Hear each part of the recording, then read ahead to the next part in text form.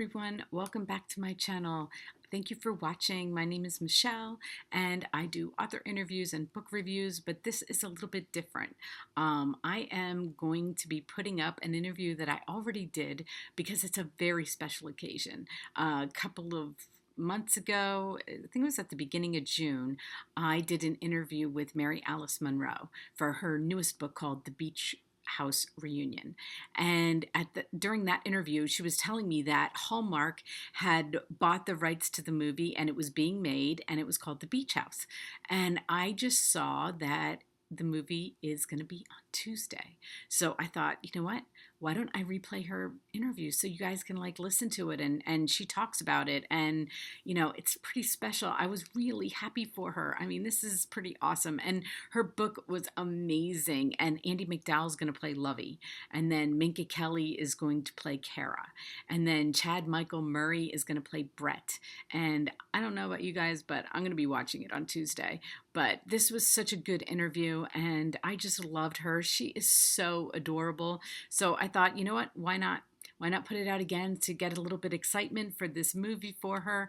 And, and you get to hear all about it. And so everybody, here is Mary Alice Monroe. Hi, everyone. I am so excited because I am speaking with author Mary Alice Monroe, and her book comes out this week, her newest book, I should say, and it's called The Beach House Reunion.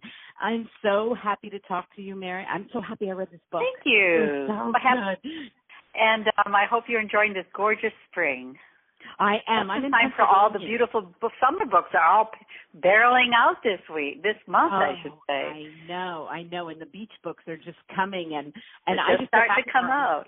Yeah, they're starting to come out. I just got back from California. I was on the beach out there, and I was reading your book, and I'm like, I want to find. I'm in Pennsylvania. I'm like, I want to go to the beach, but it's a little bit cool at the moment. It'll get better. It's going to get better quick. So I'm okay. Very. But I love the beach, and you live very close to yes. the beach. Yeah, I live on the beach, and I mean it's the Isle of Palms and Sullivan's Island, and it's my home. And I am a turtle lady. I mean, when I write about these sea turtles, I do it every day. So it's my passion.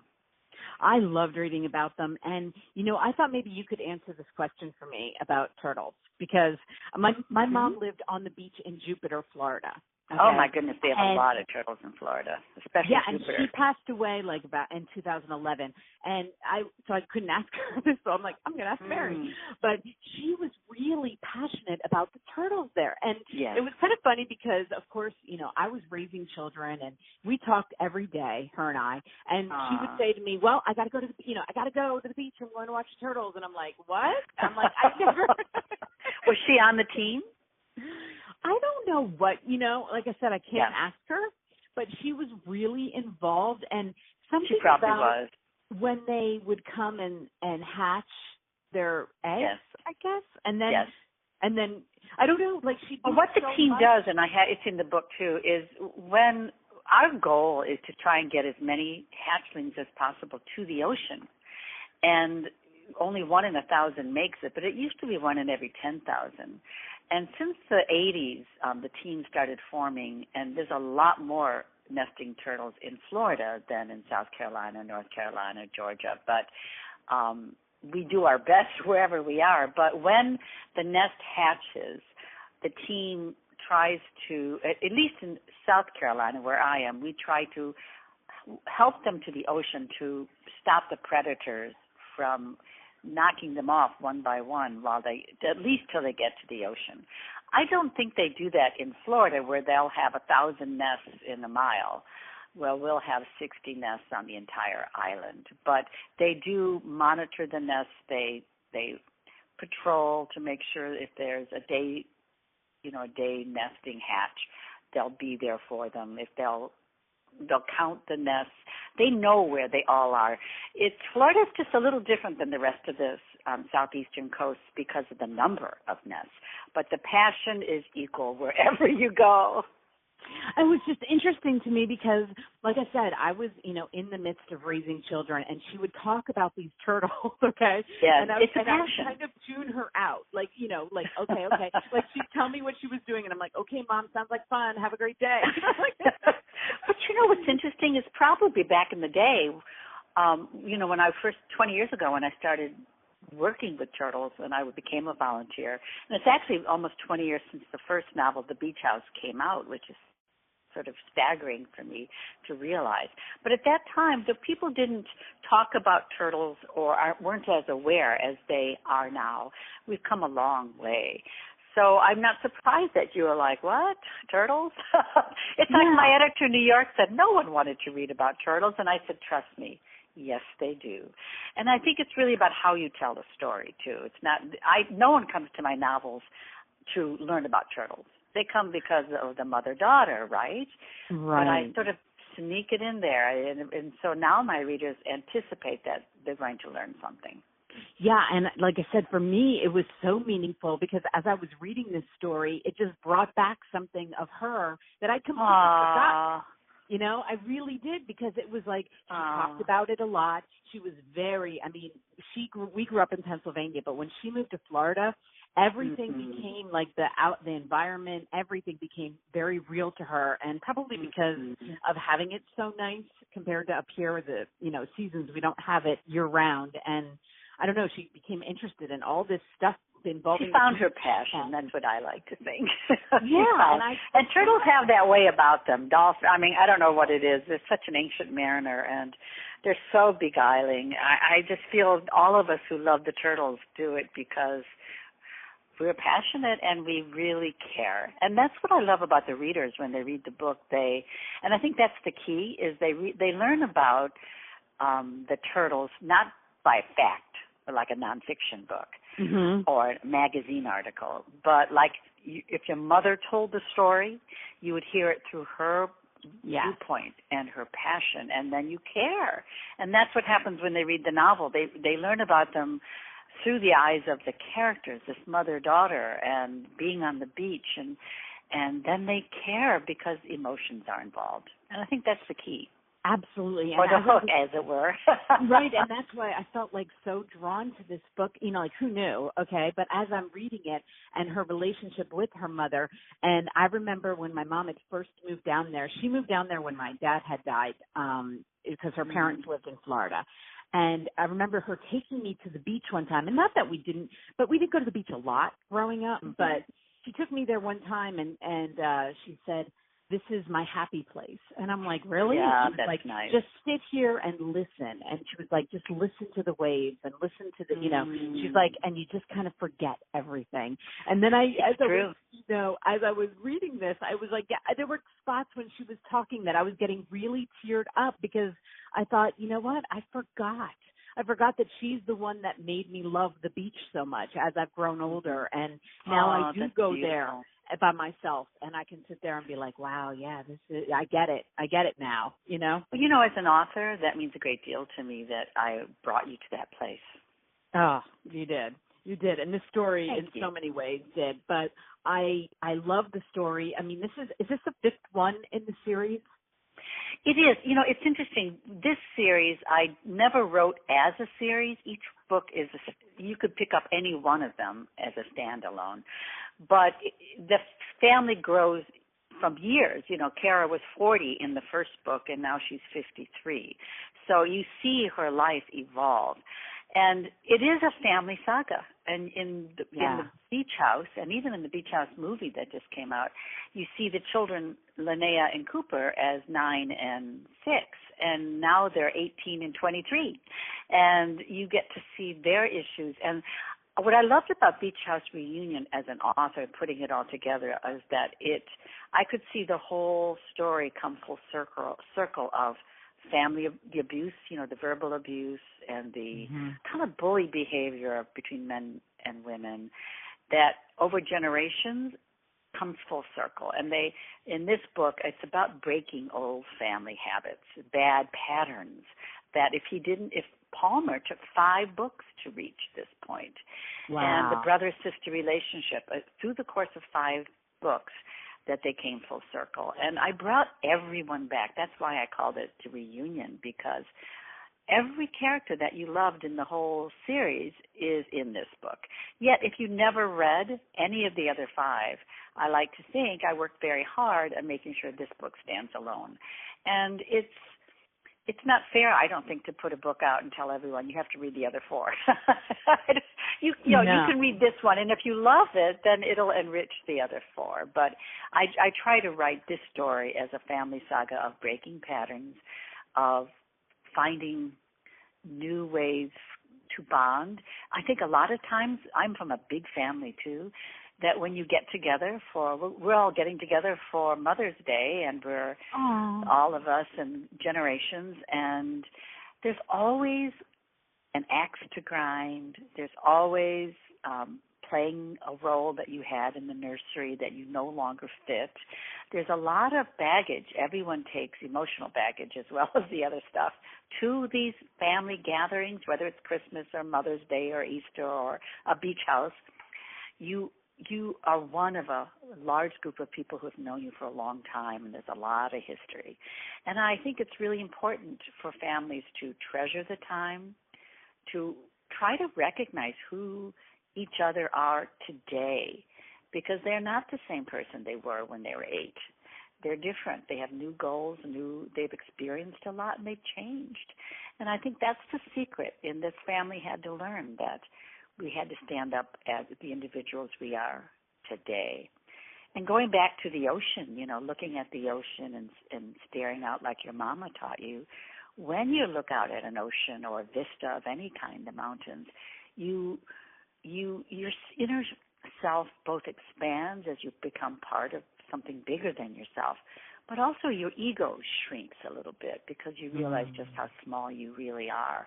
And that's why I think beach house reunions or mountain house reunions are so particularly wonderful, because they give you that perspective while you're gathering with siblings and mom and dad and grandma and grandpa. That's so beautiful.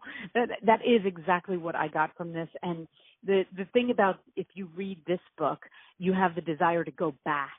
Now I want to go back and read the others.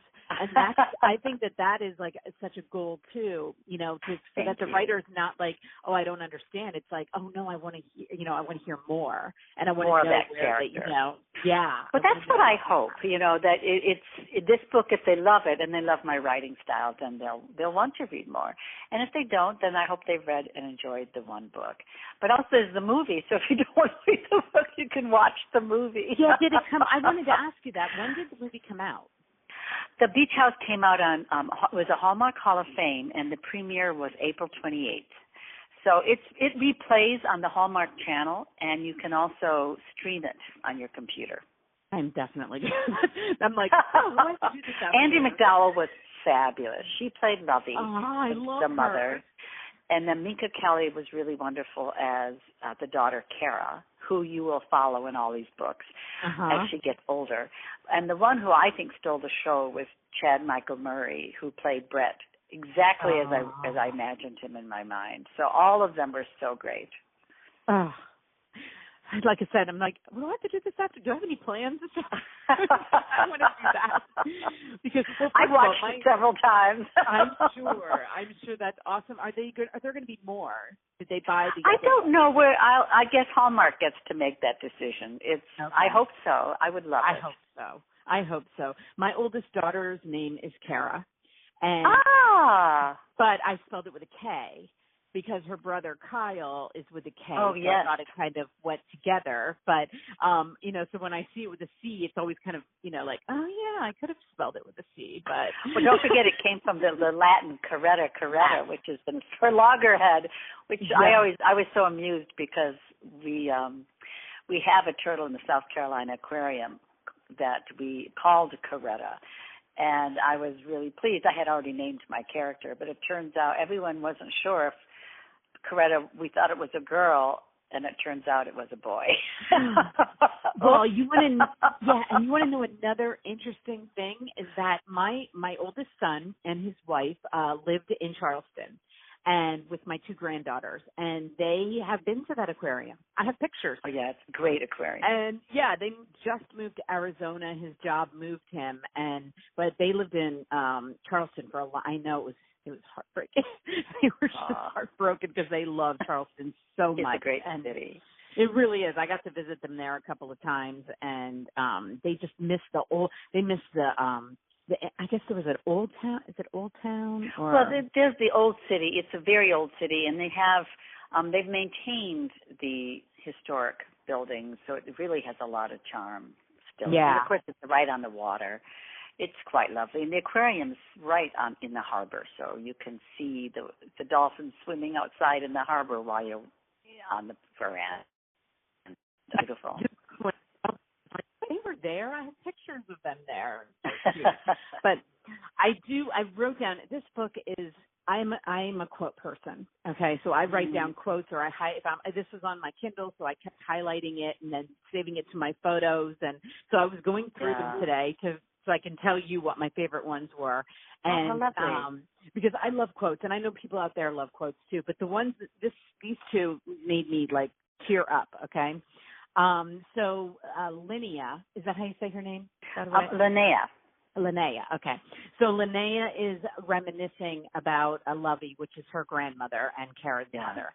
And they're talking about the fact that she's going to be dying soon. And Linnea says to her, like, I don't want you to die. And then Lovey says, don't be sad. A part of me will always be with you. And then around and around the cycle of life goes. It's really quite beautiful. Teared up right away because I was thinking with my granddaughters, like, you see the cycle of life with your children a little bit, but you and I know, like, when you see your grandchildren, like, you start to understand it a little bit more about like, I don't know, when I look at them and I look into their little faces, I think, oh my gosh, I didn't think I'd ever see that. Like, I don't know, I never get tired of that feeling. And I love that. And I think that's the parallel that I always try to draw when I have, especially an older woman. I do this a lot in my novels. It's the older wise woman. It's an old fairy tale structure, but she's it's called wisdom. When you see the cycle of life and you see your role in it, and you realize that life and death are all part of that cycle, and it's nothing to be afraid of. But that is wisdom, and I love it when you have a character who, like Lovey, is sharing that wisdom to the young. Yeah, and it's something that she can remember. She'll always remember. And, I had grandmothers that I was very close to. And so I think that, now being the grandmother, I'm like, wow, how did that happen? I know, so fast. I know. It didn't seem that long ago that I had grandmothers, so. And some days it seems so long ago. Yeah, that's true. Don't you? I mean, I look at all the books that I've written and where I was when I wrote them, and it's like you see your life in terms of passages or eras, my childbearing years, my young mother years, my older children novel years, my now a grandmother novel years. I'm the same, but I'm different in each era. Yeah. And you've written so many books. I was going through them, and I was like, oh, my goodness, you've written so many books. I have, and what's interesting from my when I look back at the career, The Beach House is one series that I think is a hallmark of all my work. But because it was the first book in the series called The Beach House, that I made a decision that every novel I would write would still be a story, but I would put it on the backdrop of some species that I've worked with. And that not only changed my career, but it changed my personal life as well. So I work with the animals. Every novel I write, I have rolled up my sleeves and worked with for years, either through rehabilitation or training or depending on the species. So I really made that decision with the Beach House, but over the course of the last 20 years, I've worked with so many different animals, and I really feel, looking back, that and from the letters that I get from readers, that I have brought an awareness of these animals to my readers, and that sort of transcends storytelling. It's going another step farther to bring people close to this beautiful, fragile planet that we live on, because all the characters respond to it, and I hope my readers respond to it. Yeah, I love that every chapter starts with a fact about the turtles. And, like for somebody like me who didn't know anything, by the end of the book, I was so excited about the beginning of a chapter. I was like, I love that. I was learning it and I'm getting very excited about it. And, Well, do you know why I did that? I did that because I put a fact at the beginning of the chapter that also sort of paralleled some of the action. But mostly, when I write a novel, I'm not trying to dump my research into the novel because that's lazy. I want to tell us an emotional story. When I'm writing the book, I'm thinking about Linnea and her love story and what she's struggling with as a graduate. And I'm thinking of Kara and her decision as a new mother and an older mother, and releasing, the sorrow of her husband's passing and all these issues. That's what I'm writing about. But I've already done my homework. I know now the sea turtles and how I put them in the background. And if the reader never wants to read that chapter heading, she doesn't have to. But if she does, she can learn a lot. So I just hope that, like you said, I got to love the chapter headings. That's music to my ears, because that means I succeeded in the story to make you interested in turtles. But I don't want to make my story slow down. I'm a novelist. I'm talking about people's lives and struggles and joys and compassion and love and sorrow and all the gamut of the expressions of our humanity. And there's so much packed in here that there is like in that. But then I was thinking, because it's a family and there's so many issues that we're talking about still, because like Kara, like you said, Kara is an older mom and I'm 53. Can't even imagine that, having a baby. Okay. When I'm with my grandchildren for a couple of hours, I'm like, okay, here you go. And yet how surprised was I to find out that it's not that uncommon, that there's an increasing trend toward women who, either put their career ahead and now want children and they're adopting, or women who've had children and now they're grown and they're adopting another one. It's a beautiful, it's beautiful to see women still giving as mothers. Yes.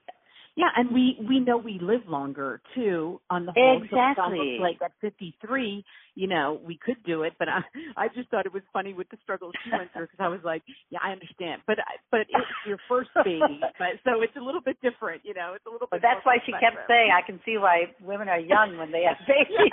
Yes. Yeah, but it's, when you look at your own family and it's like, oh, right, there are all these, we aren't just a one-issue family. Families have many issues, many struggles that we go through. And, your storytelling is amazing. It really is. I loved it. I can't tell you how much I loved it. But so do you have another book coming out this year? So not this year. This is May 22nd is the big day. And then I'm working on a book that is actually going to take you partly in the ocean, to the ocean, and partly in the mountains. It'll come out next summer, and I don't have a title, but I know it's going to be addressing the issues of evacuation, because that's becoming a really prominent issue, not just for people along the coastline, but also from fires and floods.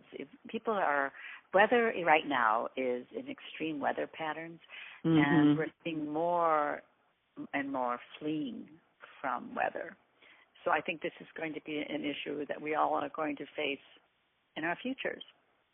Interesting. My son did, when he left Charleston, for Arizona, he was like, I wonder, besides hot, is there any other weather thing? And I have to think about fires and look what goes on in California. The fires every year, and the flooding in the Midwest. Right. It's earthquakes. I mean, this is a phenomenon that is going to increase, I suspect, as extreme weather increases.